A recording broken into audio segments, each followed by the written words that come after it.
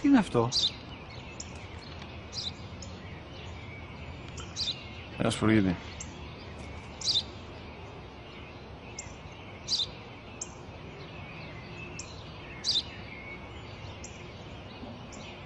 Τι είναι αυτό? Μόλις τώρα στο είπα, πατέρα, σπουργίτη είναι.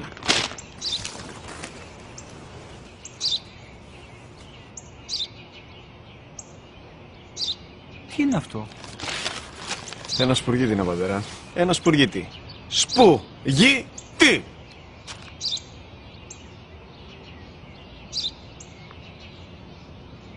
Τι είναι αυτό? Γιατί το κάνεις αυτό το πράγμα, μπορείς να μου πεις? Τόσες φορές σου είπα, είναι ένα σπουργίτη! Δεν το καταλαβαίνεις!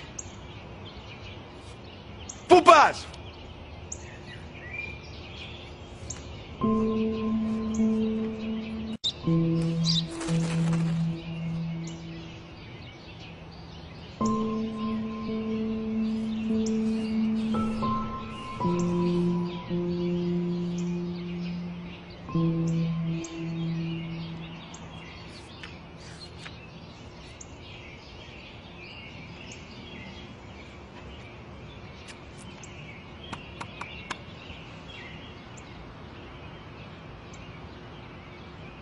Δυνατά. Σήμερα ο μικρός μου γιος που πριν λίγες μέρες έκλεισε τα 3 καθόταν μαζί μου έξω στο πάρκο όταν ένα σπουργίτη ήρθε και κάθισε απέναντί μας.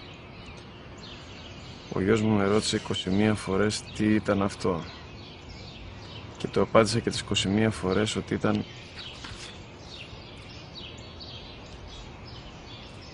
ένα σπουργίτη.